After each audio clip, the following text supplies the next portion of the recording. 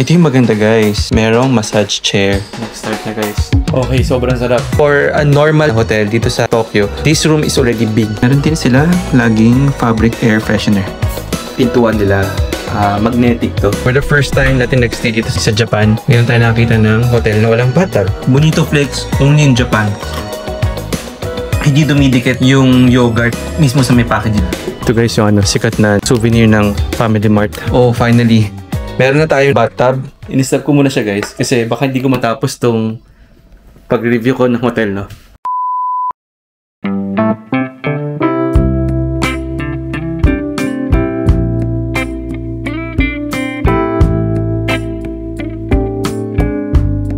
Okay guys, ayan, nakarating na tayo sa may first hotel natin dito sa may Tokyo.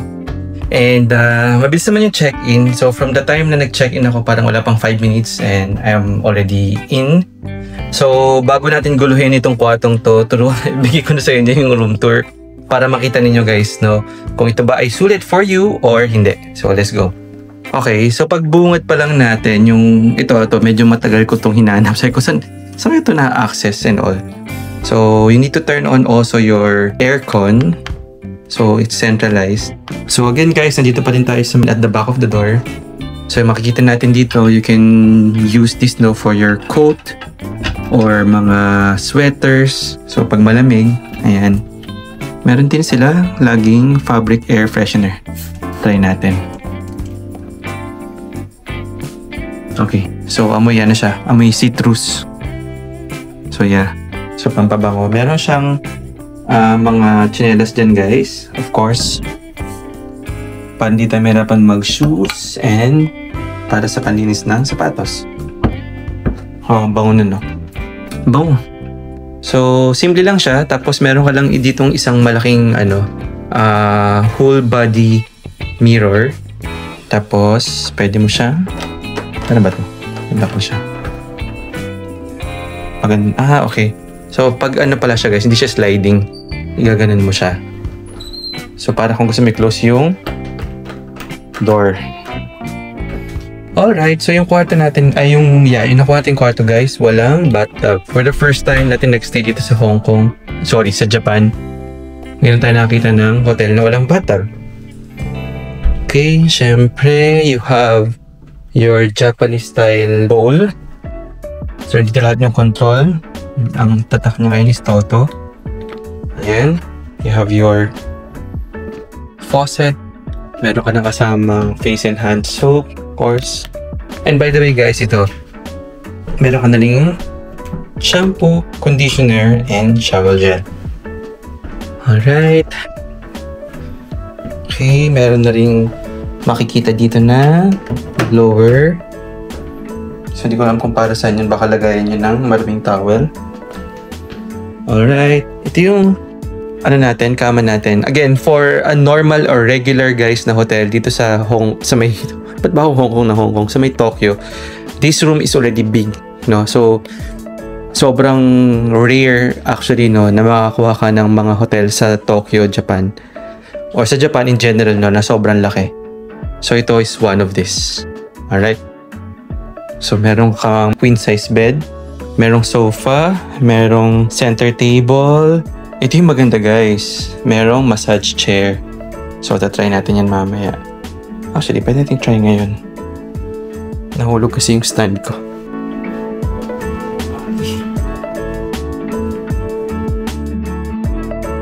Wala naman siyang translation. On ba to?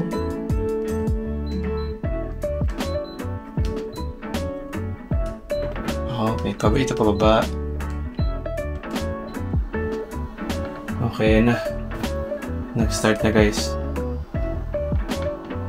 Okay. Okay, sobrang sarap. Okay. So, di ko paano siya i-stop. Stop. Ayun. More of intensity. In-stop ko muna siya guys. Kasi baka hindi ko matapos tong pag-review ko ng hotel, no? Baka makatulog na tayo. Okay. Tapos, ano kaya to? Merong, ano kaya? Air purifier ba? Pero hindi siya nakasaksak eh. So, ano siya on top? Tapos, hindi wala naman din siya lagayan here. Alright. So, ito naman makikita nyo yung kanilang mini fridge, mini ref. Walang laman. So, we are free to put anything. Since malapit lang tayo guys sa 7-Eleven, nandiyan lang sa baba. Meron silang kettle. Ano ba ito? Okay, wala to. This one is your cup. Yeah. This one, let's see, is your volt. Alright. And this is your flashlight, emergency flashlight. This seems to be your universal adapter, laundry bag. Welcome comments. Okay, in here, merong mga room service, body treatment, aromatherapy, body stretch, oil, foot care. Meron mga saksakan dito guys, universal. So, may USB, meron, actually, sa Pilipinas meron din ito. And light. Okay, yun. So, pwede siyang patayin. HDMI. Yun na siya. Alright. Meron ding libreng tubig. So, may dalawang libreng tubig. Okay. Alarm clock na Seiko ang tatak. And meron kang master control for everything here. Lights. Tingnan natin guys yung view sa room na to. Okay. Oops, sorry. Alright. Wala siyang masyadong ganap dito. Pero mga buildings lang. So yeah, there you go. So, nanayin na natin para makatulog tayo guys. Ayan. Okay. Alright guys, so basically, ito na yung room tour natin dito sa may REM Tokyo Hotel. Sana makatulong sa inyo to sa pagde-decide ng inyong next na hotel. Ingat po kayo.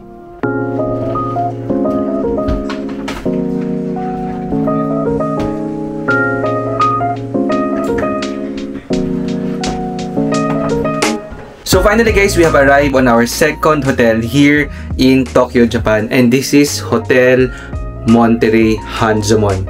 So katulad ng lagi natin ginagawa, tara mag-room tour tayo para makita ninyo kung ito ba ay swak para sa inyo sa inyong next na travel. Let's go! So same as the usual Japan mga hotels, no? Ito guys, itong pintuan nila, magnetic to. Actually, kung mapansin niyo yung mga signs nila sa door na minsan do not disturb or do not clean or clean. Diba sa atin sa Pilipinas laging nakasabit sa doorknob. Dito guys, dinidikit yan sa pinto.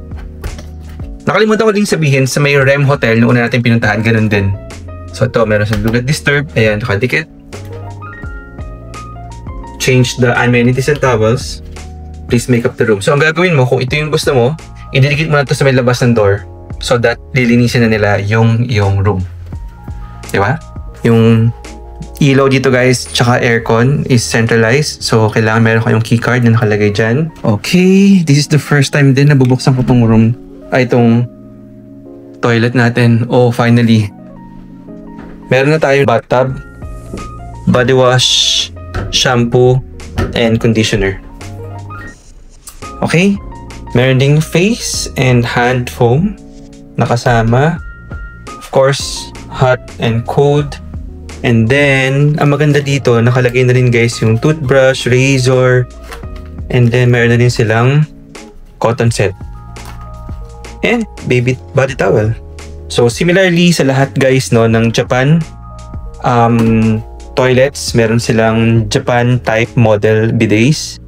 Meron din silang tissue. Of course, meron din silang phone here. And the towel. And kasama na dyan. So, ito guys, meron din ganito sa may REM Hotel. Pero hindi ko lang alam kung naisama ko siya. Pero for me, para tong lagayan ng mga maruruming damit or towel. Ito nilalagay yung bag mo. So, para sa ating luggage. Meron din tayong tsinelas.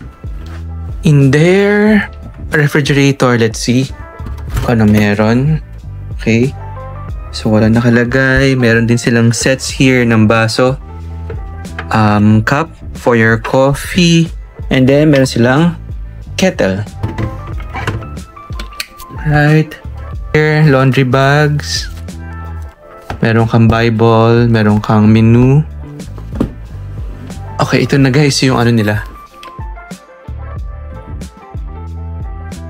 Drip pod. Oh, okay. So actually meron din pala sa baba. Kumuha tayo ng isa pero meron din sila dito. Ayan. So merong tea and meron ding coffee. So kasama na rin yung creamer and stirrer. Diyan na rin. Meron sila guys Panasonic no na dryer. And of course, meron tayong complimentary water. That's how it looks like. So, nag-click pa yung gamit natin. Pagdating naman sa ating locker or cabinet, lahat guys ng Japan merong ganito. Pansin ko. Lagi silang merong mga fabric and air freshener. Okay. Bango. Ayan. Ang maganda dito guys is meron tayo yung air purifier. Okay, ionizer. So, at least, diba? Yan. And meron tayong view of the Hanzomon area. This is a very quiet neighborhood guys. Unlike doon sa una natin pinuntahan sa may almost katabing-katabi siya ng Ginza. And yung initial natin na trip which is sa Asakusa, this is the complete opposite of those areas. Sobrang what you call this one, tahimik. Mamaya maglalakad tayo. Actually gusto kasing bumili ng something sa may 7-Eleven. Okay. So sa may bed, as usual, tatak ng Japan, lagi silang merong lounge set. Ayan. May siya pantulog, pajamas. Of course, good thing meron tayo magandang beddings. Alright. Dito, ano ba nakalagay here? Ay, okay. So, this is your flashlight. So, guys, siguro, wag natin kakalimutan, no? Laging alamin natin kung saan itong mga to because hindi natin alam if there is a possibility na magkaroon ng any accident. So, lagi kong tinitingnan kung nasaan itong mga ganitong bagay. Balik na natin siya. So, nandito lang siya sa may alam ko. Sa ilalim ng bed. Okay, so yan siya. May saksakan here. Meron ding alarm. And that's it. Of course, the TV. Oh, may Netflix. Is this real? Oh, nice ah. Sana meron nga talaga. Let's see. Netflix. Ganyan ba?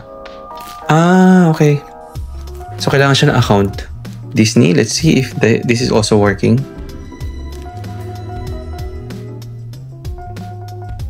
Mukhang hindi rin. So, kailangan mo din siyang lagyan ng account mo.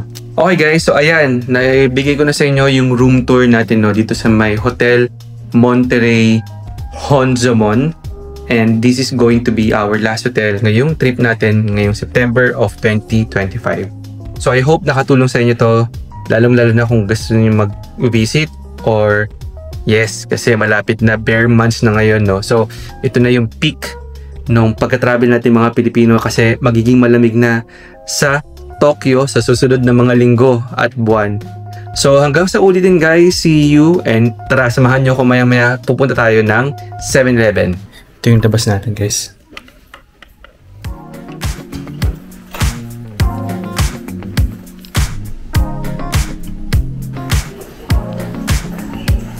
So ito yung paglabas natin guys ng hotel. Medyo mabango. Amin yung hotel. Okay.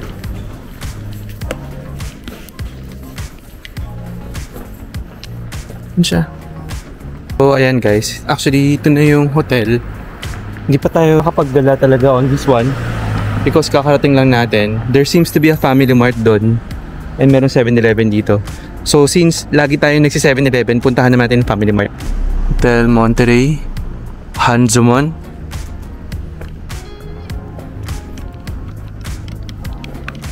Sobrang ano siguro dito guys, ganda kapag medyo malamig. Tapos hindi ko alam kung sakura trees to eh.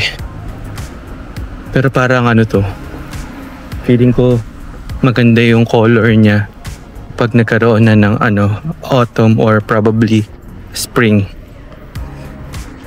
Ganda, linis. Sobrang safe na safe ka dito. And medyo malaki yung family part. So tara, samahan niyo ako. Ayo, sa Family Mart.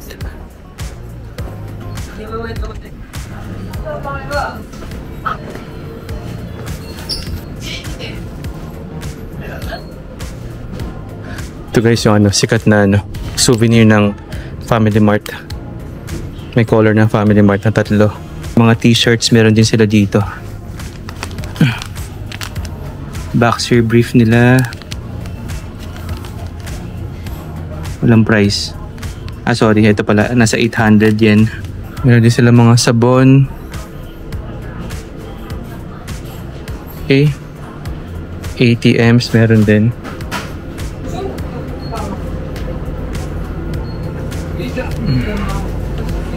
This is 536.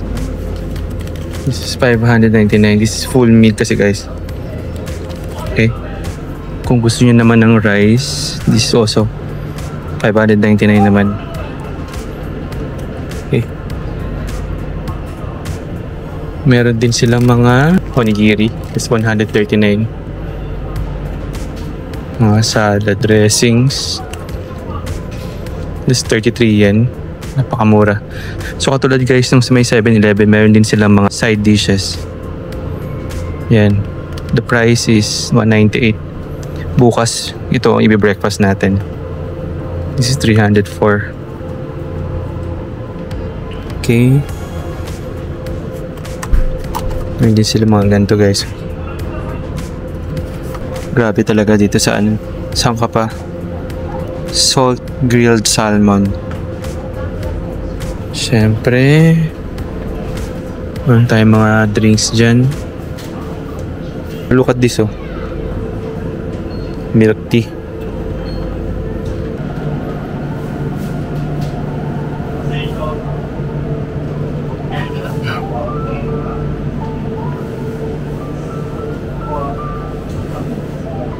Most likely mga drinks kaparehas lang din ng 7-Eleven.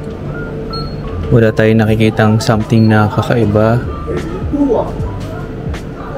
Parang wala tayo dun water. Hindi, pero meron pala akong water na tira guys dun sa kabilang hotel. Pepsi naman.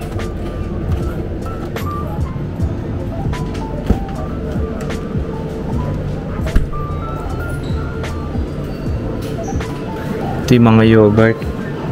Dahil sa lahat ng kinain natin guys, kailangan natin magbalanse. So, try natin to.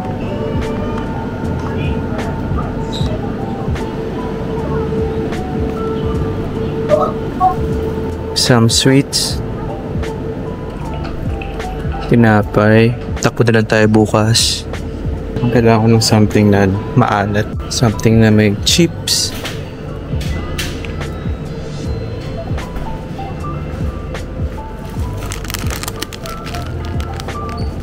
Mini all raisin cookies. Grabe, chocolate biscuit. Magaling tayo, magsa-tries din tayo ng ganyan. Pero since gabi na ngayon, mag-chips na lang muna tayo. Try natin tong Calbee. Anong flavor to? Wala nakalagay kung anong flavor. What the? Ano to? Bonito? Calbee na bonito. So check natin. And look at this Calbee na pizza. Pizza din, pero ibang klaseng pizza. Frito-Lay, Wagyu and wasabi.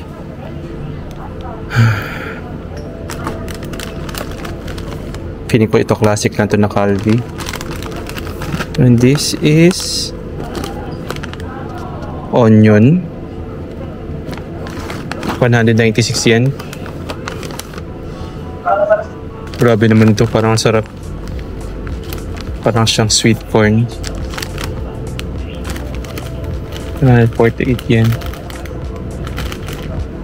Mga noodles.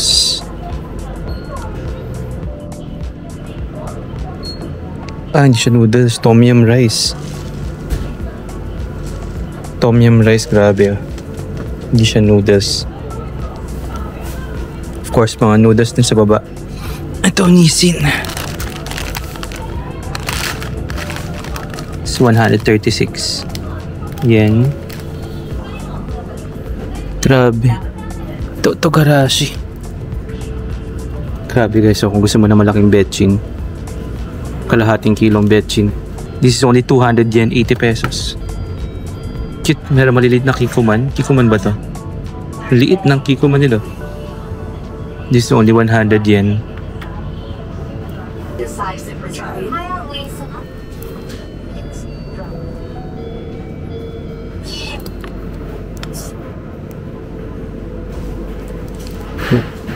Palamigin natin to. Dito tayo isa. Ito yung maganda talaga guys sa may Japan. Meron mga pang lalaki. Men's Biore. Hindi lang mga pambabae yung mga binibenta nila dito. Meron silang ganito. Pero maganda guys, yung sa hotel natin meron din. So, yun na lang gagamitin natin. Libre pa. Okay na tayo guys. So, yan, marami tayong nabili. Tara, bayad na tayo. Grabe, sobrang kompleto ng Family Mart. So, meron pa silang mga cables. Sobrang kompleto. Lahat ng klase ng battery nandito. Lighter. Pagkain ng aso, pagkain ng pusa. Meron pa silang mga USB. Ayan. Okay. Wala silang bentang Family Chicken ngayon. Baka ubos na. Hello? Hello? Okay.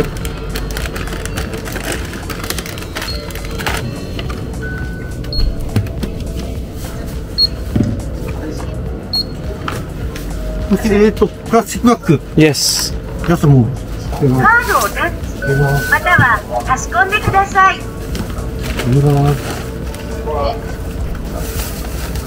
あ、OK、3キロ。 Okay, thank you. 3キロ。 So, yung total guys na nabili natin is 680 yen. Diba? Napakamura. Okay? So, meron tayong kakainin sa hotel. Sa totoo lang guys, no, nakakatuwa na ito yung na-book natin. Maliban sa sobrang mura niya. Gusto ko din yung ganitong vibe na medyo tahimik. Kasi galing tayo dun sa kabila sa Rem Hotel na sobrang busy, sobrang daming tao. Talagang main CBD. Which is good, okay lang siya. Hindi naman siya malaking problema. Pero kung papipiliin ako, mas okay itong ganito. Okay? So, tina tayo sa hotel.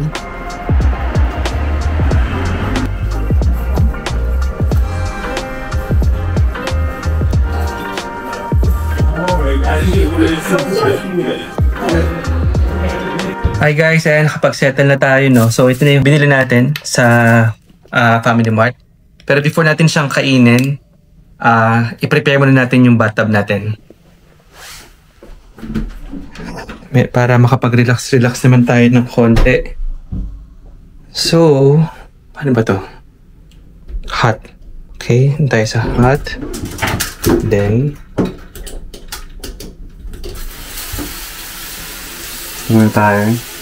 meron siyang wow. Ginagawa ko to guys kasi para malinisan muna natin. Wait lang. Yan. So pwede natin tapan and then ilang minuto to guys, tapos na siya. Okay.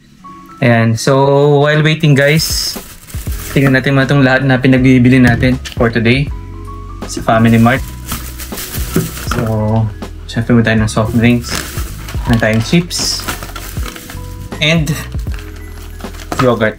Okay, so tara, may nakita tayong interesting na flavor ng Calbee. So, since na ako. Diba?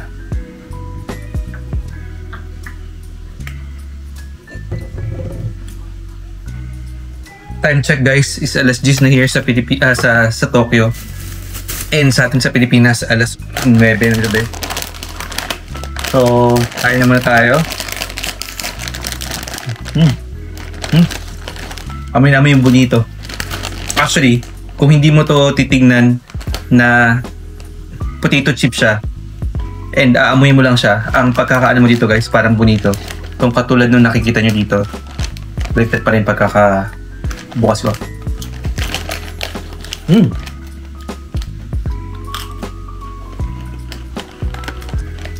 Oh wow, ang sarap.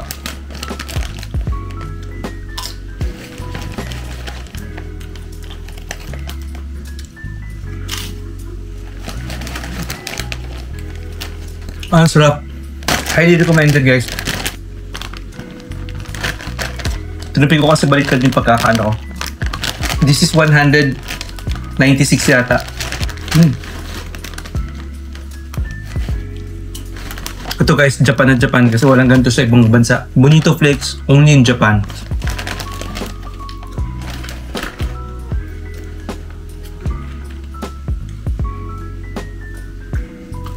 Sumahan din natin ng ganito.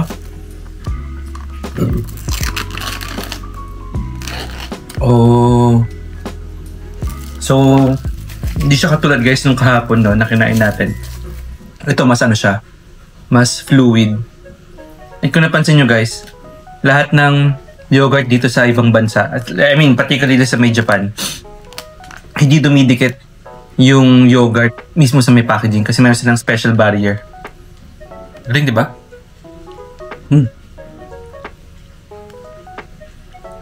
Actually guys, every time na meron tayong travel sa lahat ng bansang pinupuntahan natin, hindi mawawala sa diet, particularly ko or ng kids and also ni wifey, yogurt or cultured milk because kasi diba hindi naman tayo familiar sa mga pagkain nila, yung preparation ng food. While malinis naman siya, iba pa rin syempre yung way nung katawan natin, no? Because iba talaga sa Pilipinas, iba din dito, and because of that we have to make sure na protected tayo. So kaya lagi kami bumibili ng any cultured milk and or yogurt na available sa bansa na pinupuntahan namin para balance lang yung mga pinagkakain natin kanina. Nag-Chinatown tayo, nag-McDo tayo, anything yung pinaka-recent nag-museum tayo. So yun, kailangan lahat yun mabawi natin and maging ma-okay ang ating tummy. So may natitira na lang akong 1 minute guys dito sa may SD card ko. So mapupuno na siya. So bigyan ko na lang kayo no, ng overall update for today para ma-close na rin natin. So ang dami natin napuntahan. Technically nagpunta tayo ng Yokohama. And sa loob ng Yokohama guys, ang dami mong pwedeng ma-enjoy. It's a very underrated city, prefecture or ano man ang tawag sa kanya. And for me, dapat puntahan nyo siya kasi ang dami niyang ma-offer. Number 1, number 2, sobrang kakaiba siya sa Tokyo. Number 3, medyo mabagal ng konti yung buhay. Hindi masyadong fast-paced katulad no ng Tokyo or ng Central Business District nila. And for me, sobrang ganda din ng experience no na nagkaroon tayo ng chance makapasok ng 2 museum. 1 is the Ramen Museum and number 2 is yung Nissin Cup Noodles Museum. Sobrang enriching yung mga activity natin ngayon. So I hope nakatulong po yan sa inyo. So hanggang sa uli din, ingat po kayo. Bye-bye!